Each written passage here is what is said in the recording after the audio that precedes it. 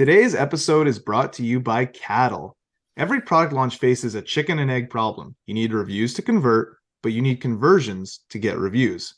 Cattle can help. Cattle helps brands win share. They leverage their consumer panel for insights, collecting receipts, and driving product ratings and reviews. It is the largest daily active survey panel in Canada, with over 10,000 daily active users and over 100,000 monthly active users.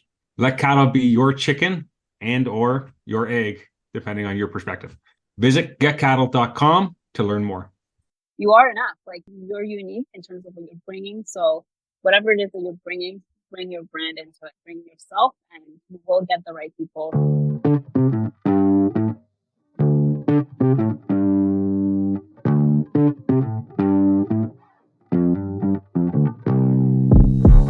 Welcome to Hearts and Carts, the CPG podcast, the podcast about the people behind the products that are winning hearts and filling carts. This cast is for anyone with an interest in the world of consumer products. We're your hosts, Justin Osborne and Alex Hill, and our mission is to bring you weekly content that helps you be a better and more informed CPG professional.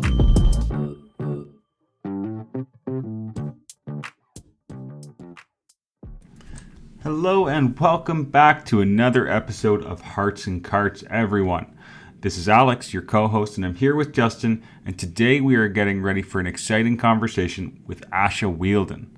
Asha is the founder and CEO of Kula Foods, where she's creating incredible Afro-vegan dishes. She's also the co-founder of Chop It Up, where she's working to build community through food with a podcast and plant-based cooking classes to explore untold global food stories. For those of you listening, if you haven't already, please follow us on either LinkedIn or Instagram. And if you have a moment, a 5-star review on either Apple Podcasts or Spotify also goes a really long way. Also, don't hesitate to reach out. Let us know what you're liking about the podcast, what you maybe want to hear more of, or, if we've missed a question you wish we'd ask, we'd love to hear that from you. Now, without anything else to add, guys, let's get into our conversation with Asha. Get to work, man, and chop it up. Chop it up. I don't want to talk and chop it up. Chop it up. Chop it up. Chop it up. Let me tell you from the start again. Hello. Hello. Asha, how are you doing? Good. How are you, Justin? I'm really good, thank you. Oh, you're sideways. There you are. Am I sideways? Am I You're good now. Coming in. sideways? Nice to meet you. It's great to meet you. Yeah, Nice to meet you both. sorry we missed you at CHFA. We got to come by and try some product, which was nice, but we were hoping to see you there. I think we just must have been of course, the 5 minutes you walk away, we were there. Yeah, of course. Of course. That's what happens. Yeah. Asha, you in Vancouver? I am in Vancouver. I'm currently at our commissary in Strathcona. Very nice. We were just there, Alex. We went to the nearby brewery. Whoa. One of the CHFA days. Strathcona. Oh, nice.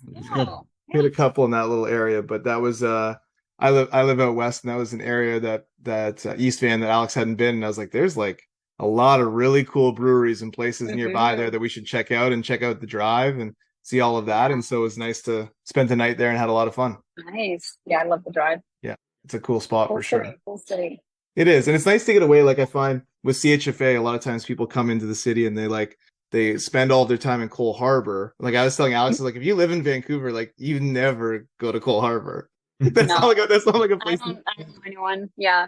So it was let's get out of here. The first day went to North Van, and then I used to live in Mount Pleasant, so I'd head that way a lot. And so I said that I was let's get out of here and let's go to different areas of Vancouver instead of just being in Cole Harbor. Definitely. There's a lot more going on. I'd say East Van. Of course, if you're a downtown type of folk, you could do that too. Yeah. Fitz is not bad. It's also a place to go there. East Van was a vibe. I liked it. It was a good vibe. Yeah. I zone. So Asha, how about I give you a bit of an introduction, and we can start chatting and learning about your journey. We're here with Asha Wheeldon, founder and CEO of Kula Foods. As you kind of heard, we missed the opportunity to meet Asha, but we did get to test drive some of the product that we hadn't had a chance yet last week at CHFA, and it was awesome. So Asha, maybe tell us a little bit about, before we start talking about your story, about what Kula Foods is trying to do and the mission and the product, and then let's dive in on you after that. Sounds good. Yeah.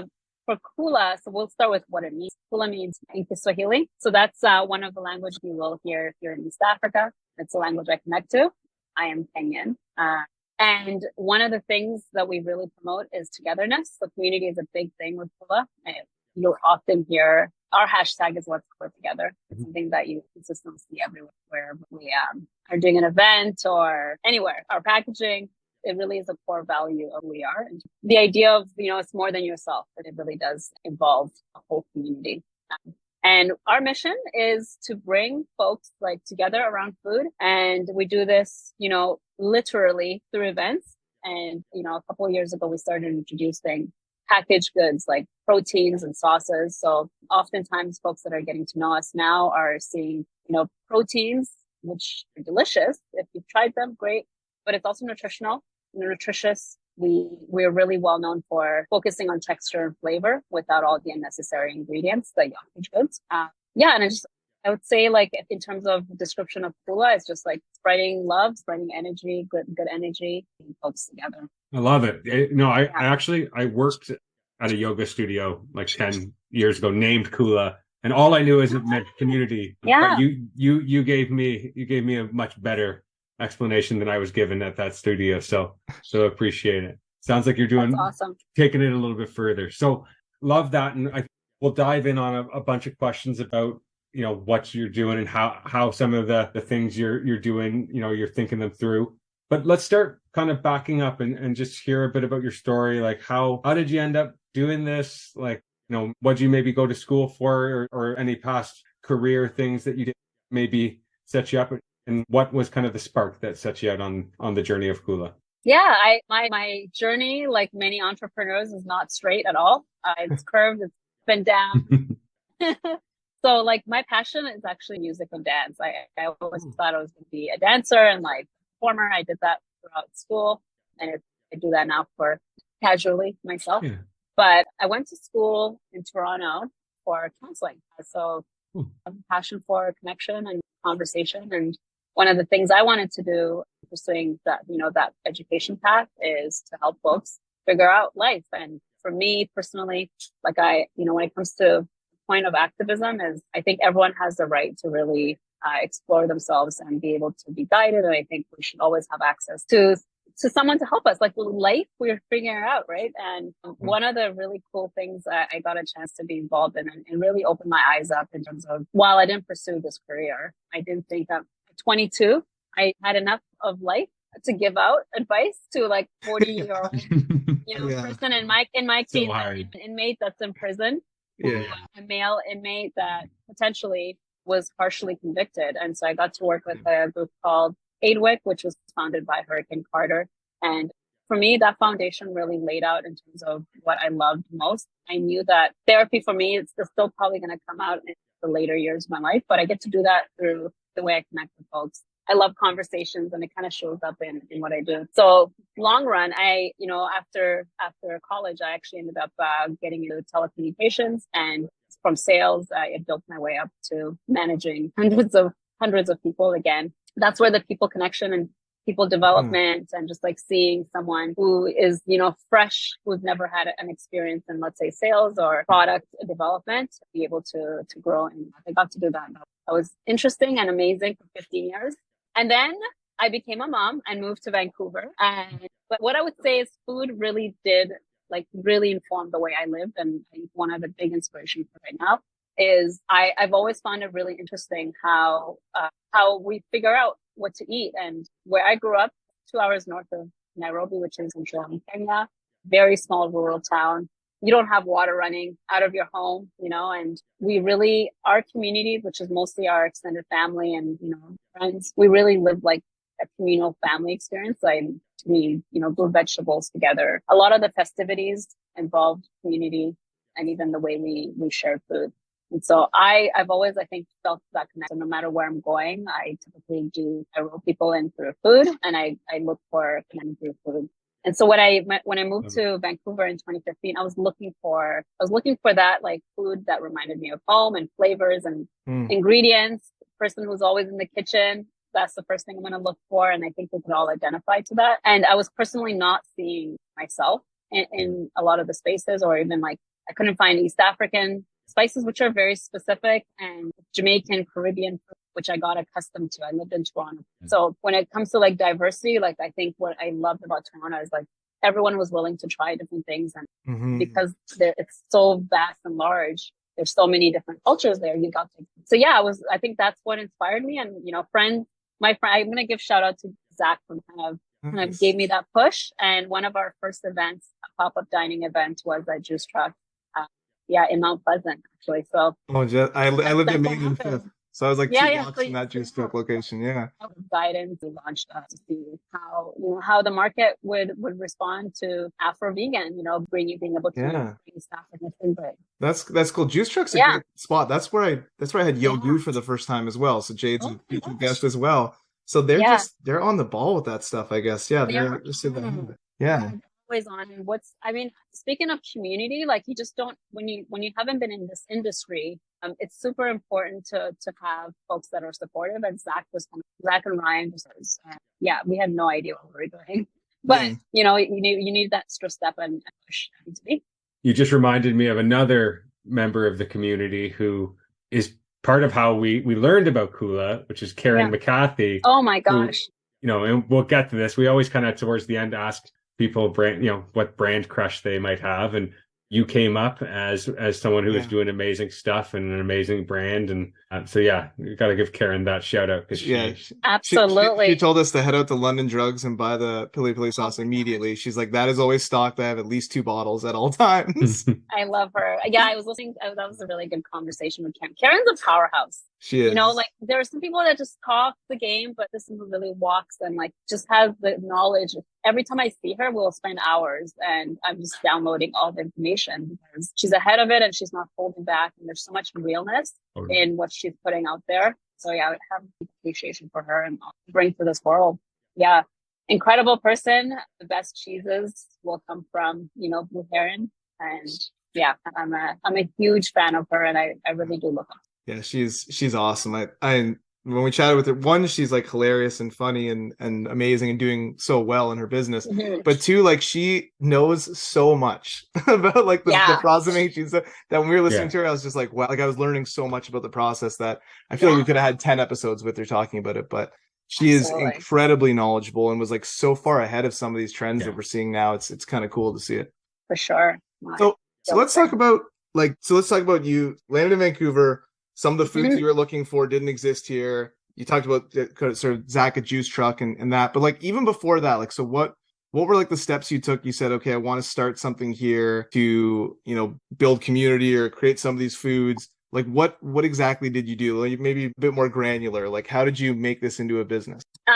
First it was just like my kitchen. Met a lot of people. I would say I'm an introvert, extrovert. Someone's at the front door doorbell. Oh, sorry about that. Someone's at my front door. Well, I think we'll cut that out. Yeah. Real life happening. So again, I think it's like experimenting, just having as many people try what I'm putting out there. And one of the first collard greens is like the central ingredient, and then lentils was like the protein alternative, just like a blend of Kula spices. And I was really enthused with friends that are, including, Zach, who was one of the first people that got to try it. And then I was also a new mom. So my daughter at that period was just over a year old. Not even, she was just about to turn a year. So I made a decision. This is impressive that you're starting a company with like Alex and I both have children. Starting a company with a less than 1-year-old seems like a bold choice.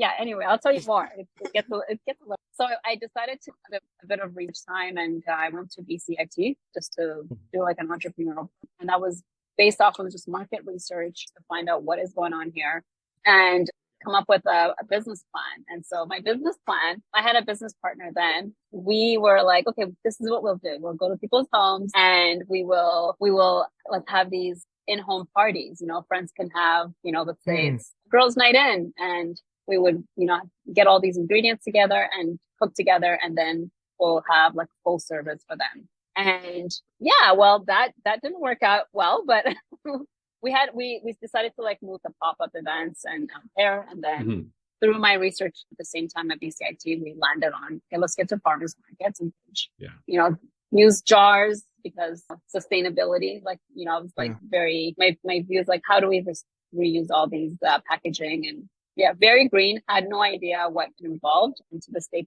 the most involved process that I've experienced with CPG. But we did that. And then, so launched at E and Riley Park Market.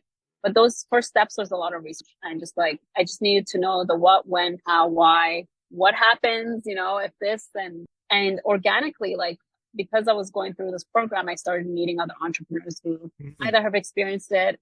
I got to present in front of some two folks that were, firstly, they were like, your budget is not, it's not enough. Yeah, that's all right. Saying that your cost is so low, but that is not a reality. I said, all right, which again, you experience that as you go through the process itself. But I thought that was very helpful.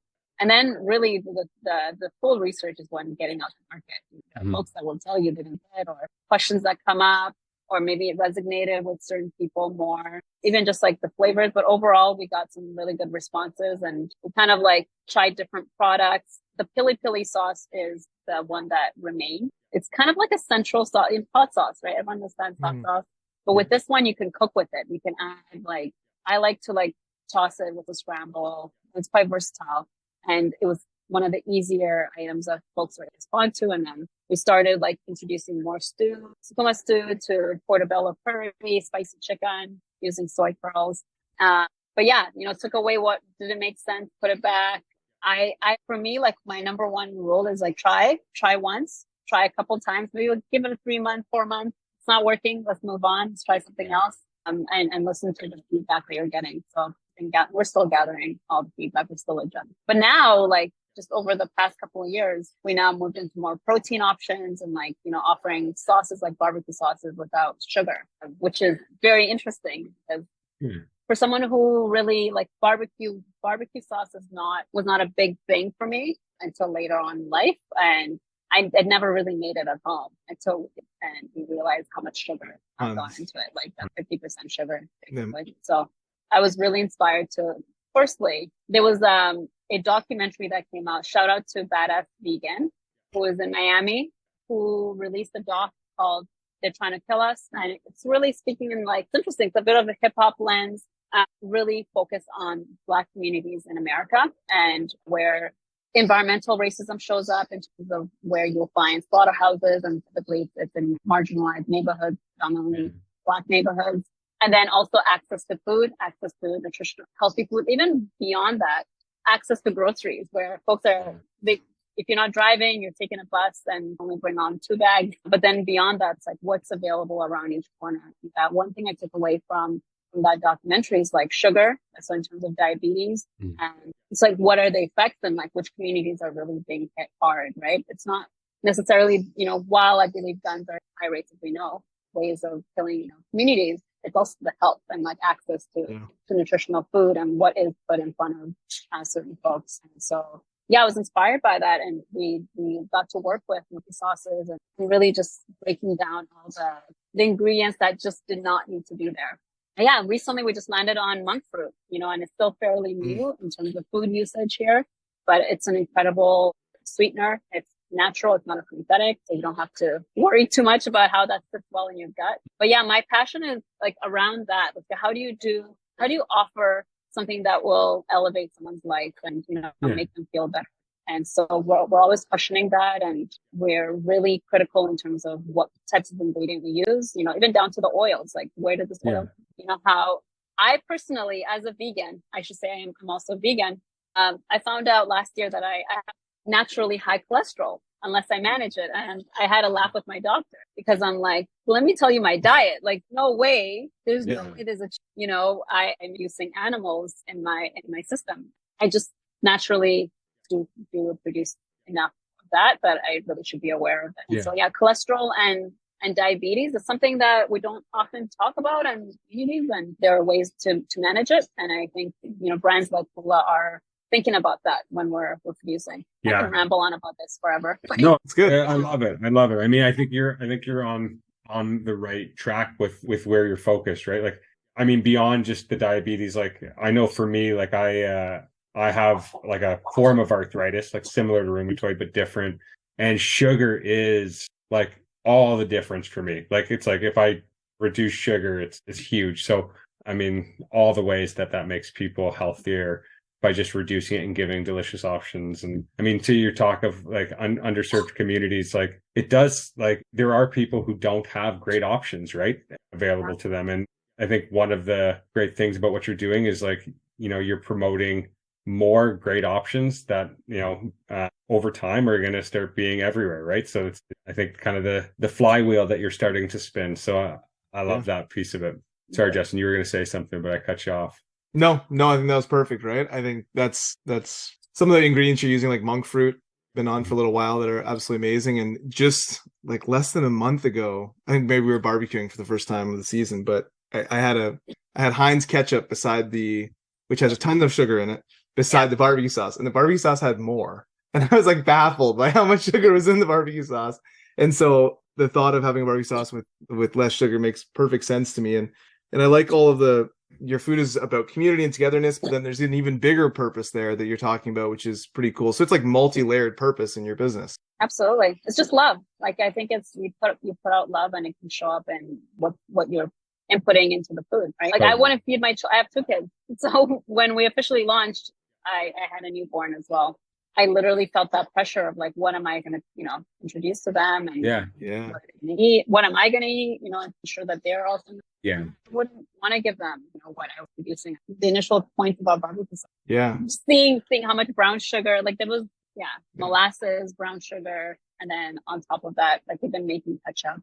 Well, what has that process been like in terms of like, because you've broken some test tubes. It sounds like do you work with a food scientist? When was that from the outset? Like, is this just Asha like in the kitchen, like this works, let's ship it? Or like, what's I'm always curious on how people get to product development. Yeah. To answer your question, there's no food science yet happening here, it's kind of hilarious, but it's just testing. So whether it's myself or a teammate has tried something, and you know, I really love Sunrise Market. I walk into Sunrise and there's always something unique. Have y'all been to Sunrise? Yes. I haven't. I get in there. Firstly, I love that they have vegetables and they kind of offer all the number 2s, which are ingredients that are precious, but you're going to get this one.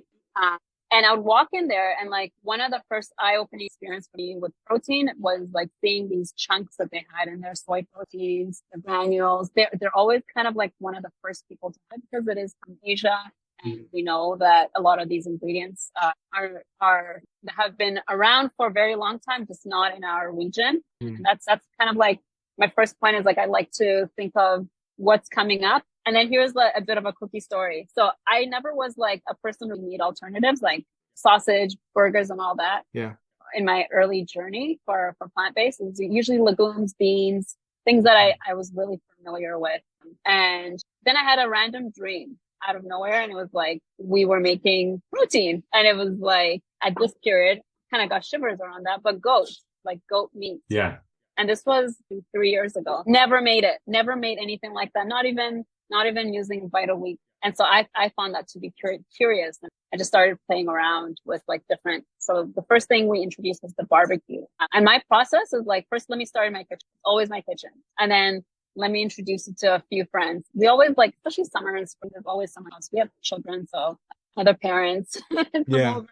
You know, it's a mix of, you know, plant forward, also non-vegans, and you just kind of get that direct feedback. And then I try to, because we're involved in, I mentioned this, we do cater offices, events. I get to try it that way. So we'll bring it back to the team if it's me, and then we'll kind of introduce it in. So like we introduced this bowl called that barbecue soul bowl. This is actually the beginning of the pandemic, where we started offering meals, and we wanted to offer affordable meals that, you know, we can just deliver, because that's what we were all looking for, the convenience, and we really couldn't leave it. So that was a really good test ground. So we soul bowl. And the soul bowl was like mac, collard greens, pickled onions, and everyone was losing it, because you got that like you know, comfort. And then the protein, what is it? What are these chunks? Why are they so ribby?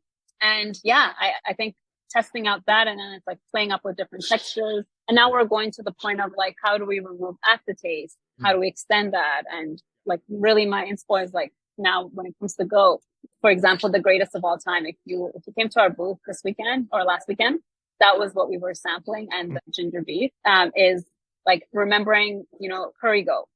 Curry goat and roti had like it's my go-to. If goat is on, like if I can get a curry goat or like goat roti, usually goat roti is how I do it. But there you go. So that's the inspo there. So I like think of someone who would be wanting to try that or has had this, and like for me in the past, curry goat roti would be my go-to. And so then I'm thinking of the flavors. What are the original flavors? And most of the time the spices are so very few adjustments there, but maybe there's one or two things I'm going to change, and then I'm going to on that texture that we're going after. So yeah, that's kind of our general process. Very cool. Yeah. Very intuitive. Yeah. Like it seems like a good way to do it. And I love the kind of mobile kitchen. I guess that's like, it sounds almost like a little bit of a remnant of how you started, but it seems like a great fast feedback avenue for you. So very, very cool. No food science. Not yet. In time. Yeah. One day. You're a food scientist now anyhow, right? So yeah, I would say so. We make some potions and we come out. But yeah, no, it's pretty awesome. So you mentioned a few different products, but maybe, expand that and chat about all of your products here, or just touch on a few of the ones that we haven't yet. Okay, so there's 7. When I like reiterate the greatest of all time, that's what we called it. Like that's inspired by Serena Williams. That's her name. Greatest of all time, because it's not a goat, but it's a goat. The flavors. It's clever. Yeah, I like it. Yeah, there's that. Okay, there's ginger beef. This is the versatile one. You can just pop it on a pizza, stir fry. You have the mushroom umami flavor. You can kind of like add all additional flavors you want to come out. You can have it in a pasta. So that allows you to do anything you want with it. Then we have 2 barbecue flavors. The milder version is the barbecue chicken, which has more of that strip, and it's great for wraps and rib bites. Came out of the soul bowl, and that's like, a little mini bites that is more dense, and it's got a bit of meat from Scotch bonnet. So that's the proteins, all made with Canadian food. That means it's grown in Canada, produced in Canada. And then the sauces. So that's the flavor. It's all about the sauce, right? So we have our 2 barbecue sets. The first one is the red pepper. That's a classic barbecue sauce.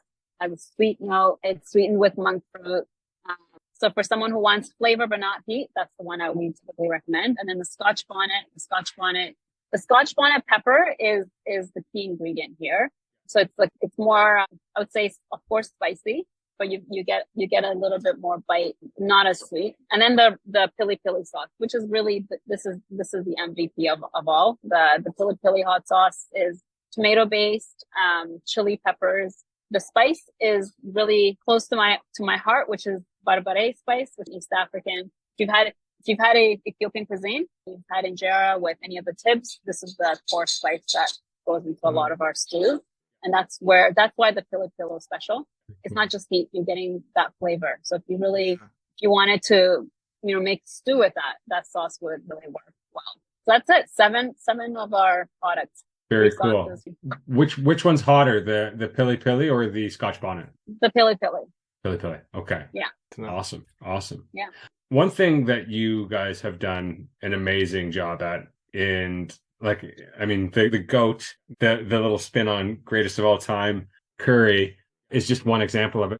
Your packaging and kind of your general brand structure. And you talked about Kula and what it means. And I really love like people who have their brand kind of built like a tree with roots and the idea that you're building community and that kind of living idea of what it means, because I feel like it makes so much of what you do as a business coherent. But I'd love to hear just how you guys thought about it, how you guys thought about the packaging and how you got, because as you said, packaging is one of the craziest parts in CPG. People don't realize how hard it is to do great, beautiful packaging that delivers communication. So curious about kind of your journey with building this brand and making those beautiful packs. I'll start with the brand. And I love that you said tree, because we started with like pillars, right? So we had pillars that looked like a tree, and these pillars were community, the top one. And so the first question is like, do we serve? Who are we serving? Are we doing great things with it, or are we just making a product? And this product solving a solution. So whichever we went, community was one. Accessibility, still working on it, but like one of the ways we wanted to make sure it's really tough. Like as a small business, you want to answer to giving the best of the product that you can make, but then you also need to do anything we're doing. And so yeah, some of the ways we have like really worked with that is, working with students, being able to give nonprofits a better catering. It seems big, but these are the small steps that have to do that. And we're always seeking opportunities in terms of how we can, even language, like being able to speak to, like, are we engaging the right folks, and just being as welcoming as possible, especially if like sometimes folks shy away from veganism, right? Especially if you're not necessarily, if it's not a language that was in your house, including mine. I remember when I told my mom going vegan, and she was like, what is that? Yeah. A very African mom, like vegan. Now you say vegetarian, someone is going to understand vegetarian. Yeah. Or plant-based. So right. Yeah. So it's being aware of that, like just small choices, even like how you socially share. So yeah, that's like what acceptability is to us. And then community as well, but being rooted, like fully being rooted. So if an event is happening that, you could actually bring something fresh. Like, so we get involved in so many things that, again, folks confuse us an event company versus a CPG company or a catering company. So just like being as involved as possible. And then, one big thing, it's a big topic right now, is like, if you're bringing folks into your space, and like, and now we're going through our expansion, and I have to consistently think of who's in my team and how are they receiving the work, and do they feel like themselves? So it's kind of accessibility, but we do partner with groups like Flavors of Hope to give opportunities to newcomer women who want to start businesses in food business, but need those tools. And so I have to work with mentors, and if we can bring them into our space, we can do that. In terms of even employment flexibility, you got to be flexible with students, you be flexible with parents, marginalized folks just not getting those chances. So those are some of the ways that we for our business. And it was one of the first things we thought in terms of how we call the 4 pillars. Now the second part, I actually forgot. Oh, I'll jump in. I'll cue it back up. But I mean, I loved everything you said there, because I think it's great. I think maybe it's Byron Sharp or someone like that who said something along the lines of like, people only buy things because of emotion, right? And I think by having such a thoughtful and kind of aspirational approach to building your brand and your business, and having purpose and everything else that comes with it, like kind of inside your business, there's emotion and motivation, and the people who are touched by your business end up feeling that. And I think it just like, it's a superpower for any brand. So I love the way you guys thought about it. The second question was just around packaging and your journey in making the beautiful packaging that you guys have. I can't take any credit, but we've gone through so many iterations. We started with jars, with the little like farmer's market card that just had the ingredients up to in the back, and the front, not much with the string.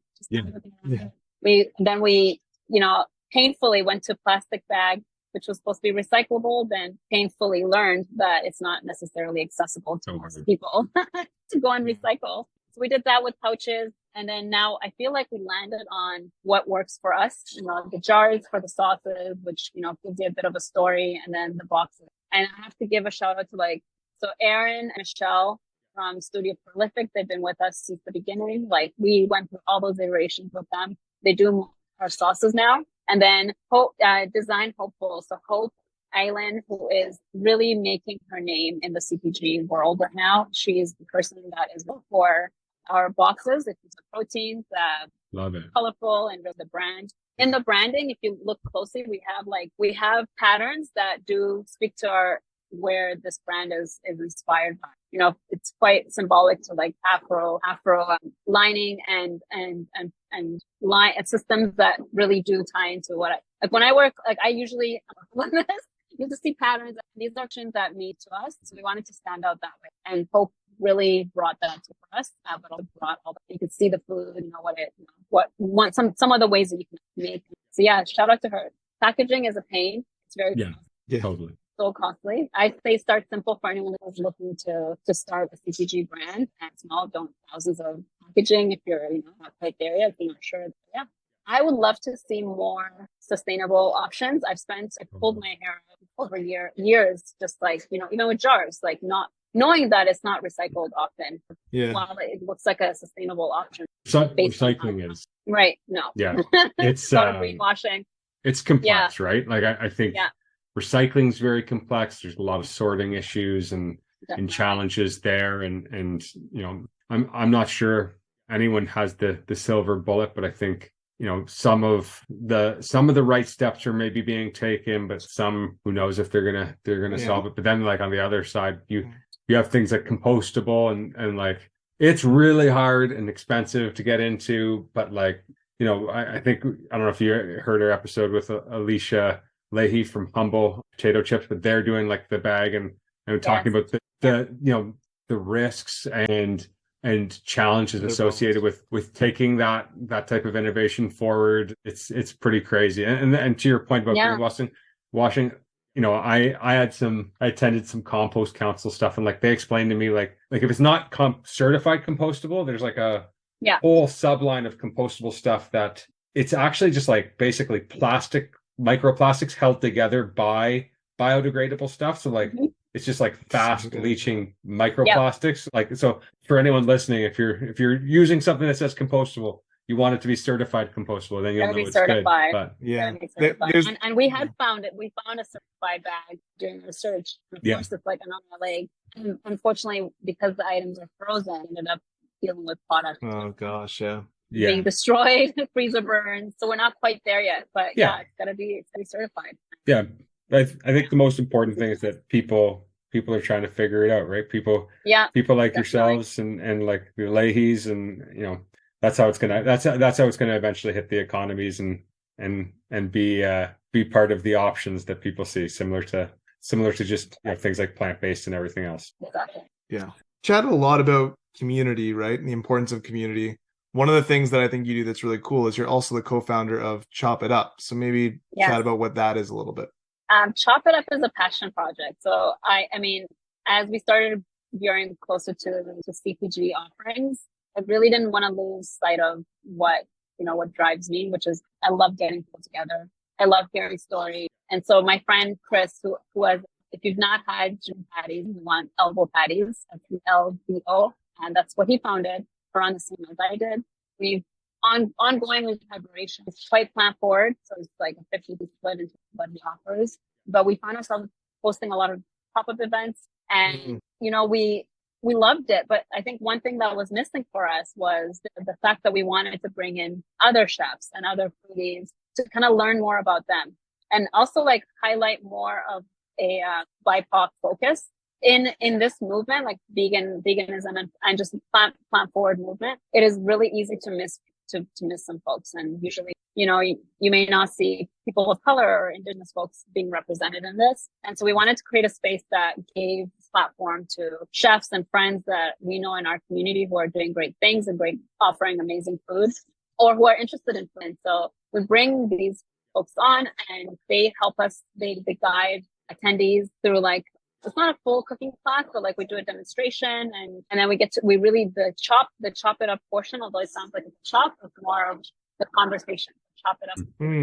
And one of the key questions we ask is, what is your food story? Our food stories, whether it's early on or through our journey, really informs who we are, what we both believe. Yeah. We just wanted to like take that time and get to communities a little, but also gather, and then we end with like a full family style dining experience. And currently we have that in the downtown area, Cole Harbor area, one of our office that we work out of, and Cole offices, and they have like it's incredible. And so that's what Chop It Up is. And maybe our first announcement that I'm putting out, we're going to be introducing a podcast off of it. And so again, bringing folks in to talk more about their food stories, and also just talking about what's happening, like right now in the food industry, and those that have food businesses. There are some challenges that are coming up, to sustain and go forward, but also be able to answer meetings. We can talk about it. Can I get to know people that we had a drag, and it was incredible. Like, you don't often get to see that. So this is what Chop It Up.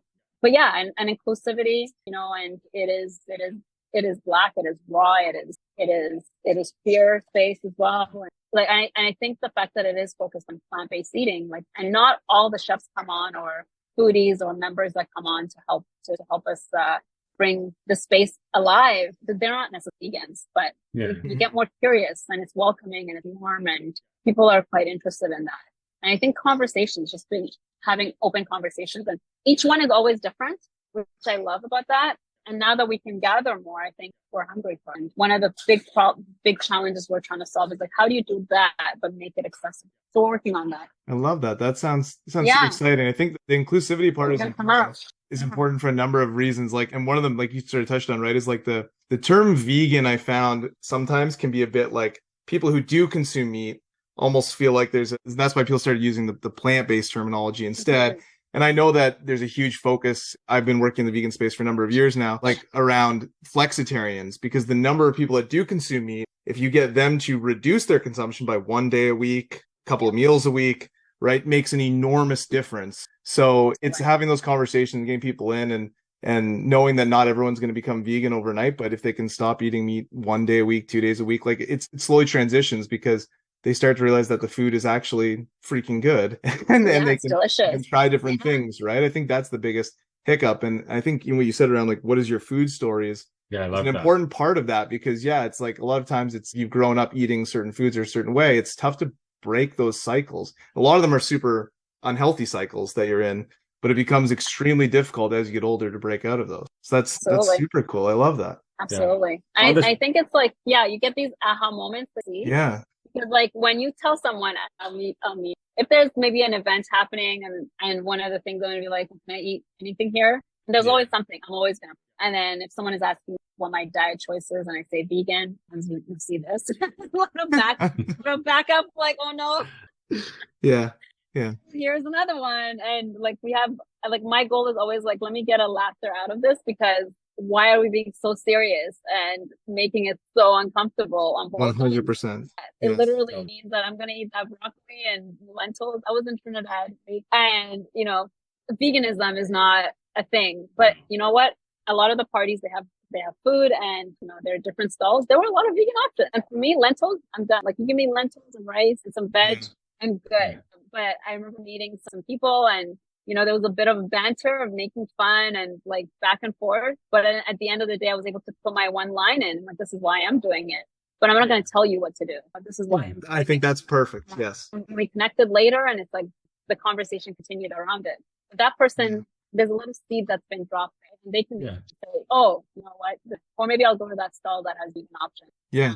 It tastes good. Oh, I can do this. Yeah. And that's me, curiosity. And I felt like I was welcomed into that. I'm allowed to, I gave myself that thing as well. So it doesn't have to be that serious. And events like that and conversations does allow for that. Yeah, I love that. Before I left Ontario, I became vegan and then told everyone I was leaving to go work for a vegan company. So I had a lot of those conversations where I'd be like, what the heck but Alan Johnson does seem like, what the heck are you doing? So I know exactly what you're talking about. But then again, you let them try the food and like, it's actually good, or you have conversations about why you're doing it. And you're right, it doesn't have to be so serious. And so, but you will get different reactions from other people. Some people will be like, oh, that's amazing. If you tried this, they'll give you like 10 recommendations. So you kind of see both sides, but that's awesome. I love the community aspect that's been throughout. That's really, really cool. What we haven't asked you yet that we should is, where can people find your products? So I think that's super important. Okay. Yeah. Our is growing in that aspect. So London Drugs has already been mentioned for all your sauce needs. Please go check them out. They did this really cool thing with Veganuary, and they had a whole section that highlighted brands and products that you could purchase, and they've been able to keep us on further. So shout out to London Drugs, C in Alberta, Saskatchewan there. And then we were a local, I would say, vegan supply, first store we're in. Shout out to the whole team there. They're super supportive. You want to get anything plant-based and vegan forward, has been vetted. That's where you want to go. Definitely truck, of course. Our website, we do deliver and ship as well across Canada. And there are a couple more coming up. We are a growing brand right now. On our website, we've listed or the check out locally, like IGA, also Spud. And if you don't see us, tap their shoulders, because we're trying our best. And I don't know if we're going to talk about challenges, but currently the climate is a bit shaky. And there's a store that we were trying to get into through our district. One of the things they told us was, you're too niche. And for me, when I hear that, it's not welcome, and it's not it's not welcome, I believe. So yeah, if you don't see us, if you don't see brands that you want to see in stores, like go ahead and request it. And that's been one of the ways. I think a lot of our listeners know this. Some definitely wouldn't, though. When you're at a store, it goes a long way to just say, hey, where's this product every time you go, if it's one you want to see. They take note. They take note. They do. And they'll reach back. It's worked really well. Any brand that you want, don't be afraid. Before I ask my next question, I'm going to put out a reminder. Let us know when your podcast drops. We'll make sure we share it. So we get some people, who might want to hear that, to be aware that it's out when you guys start. What's next for Kula? Like, we've talked about a ton, but and you don't have to tell us trade secrets, but what's the next 12 to 24 months kind of look like for you guys in terms of focus? Our big focus is let's get across Canada distribution. We want to land in Toronto, just again, purpose, but also going after, and US at the same time. So start west. We are currently in conversation with, have you heard of Vegandale? No. Vegandale, oh my gosh, their events. I didn't realize this, but they have events that go across North America. So we're hoping to tour with these guys in our expansion. They originated, so it's like a festival that's one of the largest. Yeah. I've been to Vegan Fest in Toronto. Is that the same thing? Maybe that's the same thing. I just called it Vegan Fest, but no, it's different. Okay, separate one. Okay. Okay. Vegan. Cool. Very cool. Just like spreading that love and expanding the community. Yeah, US and Canada.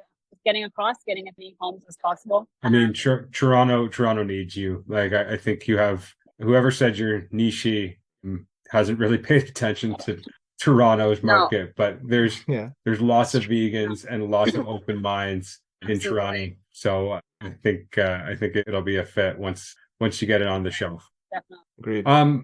Justin, I guess were you going to say something before I asked something? No, you go ahead. Okay. We talked about this earlier, and this is how we found you, which we call it, brand crush. So, what's a brand that, it doesn't have to be one you consume, could just be one you think like is, doing really cool, inspirational things in the market, but it could just be one that you absolutely love.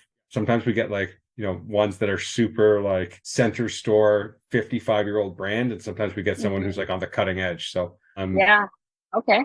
Here I go. I'm gonna give a shout out to Mumgree. So Mumgree, they have nut butters. This is a friend of mine as well, Lillian, who I think it's been 2 or 3 years in waves with, very natural nut butter, like pistachio, right? Like flavors that are so luxurious, I would say. And, one thing I love that Lillian has done is she also launched Mumgree podcast at the same time, and speaking to like parents and, moms and like just regular conversations, but also tying into that brand. I love the way she's branded herself and her offerings. And I just usually love just talking to her about, the challenges and all the great things that are happening in terms of our journey as well. So yeah, big love to her. I love Slutty Vegan. So like if we could ever collaborate with, have you heard of Slutty Vegan? Yes. Yeah. I just love the realness they bring, and being able to kind of offer fast food that is plant-based, and the founder story is incredible. Yeah, Pinky Cole's story is amazing. Anyone that is ever feeling tied down, like go ahead and listen to how she got to where she got. I'm quite inspired as a black-owned woman-owned business. I know how challenging it can be. Yeah. So I really love it. And then elbow patties, that's I want to see those patties ever the best. We're working on a collaboration soonest of all time. And I think I know it's going to be everywhere. So it's kind of bringing Toronto to the world. So if you haven't tried it, check out elbow patties. And Chris goes as your favorite auntie. So you're getting not only, I love brands that bring their heart. Get the person, because when I'm going shopping, I'm looking for like a story. I want to know what this person is, who made it. And you really get the raw footage of what's happening, and it's real, and it's really heartwarming. And I've seen Chris's journey in the industry. So yeah, check them out. Those are my 3. One of my favorite parts of this show is just getting amazing recommendations of delicious things to eat. Yeah, exactly. We talked about food journey, and like Jamaican patties is something I ate as a child all the freaking time. You get the giant box of like the frozen ones. Yeah. So yes. It's like, you want your kid to be popular, have a giant freezer filled with I do. Jamaican patties Yeah, for I his have. friends or her friends after school. It's Correct. like it's a surefire strategy. Correct. Yes. Yes, exactly. So here we are. Last question. If you were in front of your younger self or somebody else that wanted to be, an entrepreneur in this space, what advice would you tell them? What would you give them? Hey, the big advice for me is don't be afraid to try new things. And so I think I didn't imagine I was going to get into the food industry and share my love for food this way. I definitely thought I was going opposite direction. So like you can do that. And I think beyond just like even starting you are enough, like you're unique and you're bringing. So whatever it is that you're bringing, bring your brand into it for yourself and we'll get the right people. So yeah, don't be afraid to kind of pivot. Like it is a pivot. So sporty, a pivot, probably like what next year brings. But yeah, don't be afraid of that and just bring yourself into it. Yeah. That's great business advice. That's great life advice. You are enough and don't be afraid to do something. That's something I, actively practice with my son. So that's great advice for anyone for sure. Definitely. Yeah. Thank you so much, Ash. This has been great. This has been great chatting with you and hearing your story. It's been inspirational. It's been awesome learning about your business and now double thank you to Karen McCarthy for telling us about the brand and so Love you, Karen. yeah, well, yeah, exactly. Thank you so much, Karen. Yeah, this has been awesome. Thank you so much. Thank you. Thank you, Justin. Thank you, Alex. This is amazing. I just love that you don't necessarily often get that space to talk about your entrepreneurial journey, especially in the CPG world. Yeah. Even when we say CPG, we're like, what is that? But there's so much going on. There's so much going on. There's much going on. Things just land on shelf as they are. So, yeah, I've been tapping in. So listening to who you're bringing on is amazing. I'm excited to really hear these folks that I just love so much come on as well. So much appreciation to you both. And you're gonna come out to Chop It Up, next Chop It Up. 100%. Absolutely. Next time I'm in Vancouver, we'll check the schedule. Yeah, for sure. Yeah, thank you so much, Asha. I appreciate all the kind words and you just making the time today. For anyone listening, kulafoods.ca. I got that right? Yes, you got it. Kulafoods.ca delivers across Canada. So check it out. Get some pili pili sauce. Try some of the greatest of all time curry and maybe anything else that's intriguing you. Asha, thank you so much. This is awesome. Appreciate it. Thank you so much. Have a great rest of your day. Have a good day. You as well. We'll talk soon. Take care. Bye.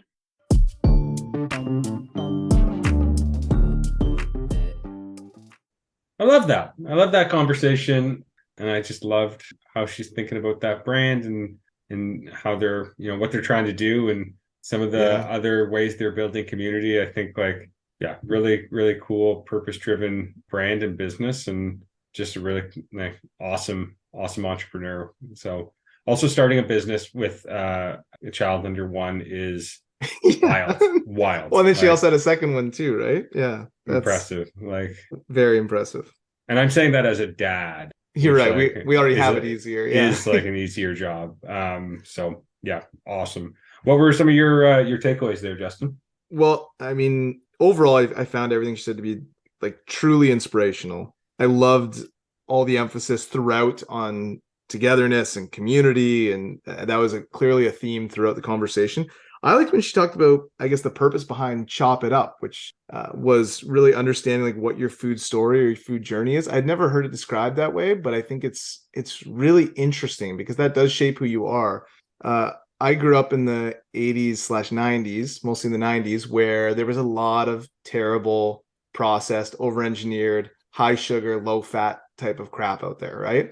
And so that was a huge part of my food journey is how do I remove all that shit from my diet and become healthier because I grew up eating some of these processed foods. And even still to this day, some of those processed foods I still love. I just, can't eat them because they're terrible for me. So I thought that was interesting just hearing the way that they're having those conversations. I would love to hear other people's food journeys and how they got to where they are because it's, beyond just vegan or pescatarian or one of those things. It's how has your life been shaped by food and how does that impact your health, your community, your conversations with others? I just love that piece. What about you, Alex?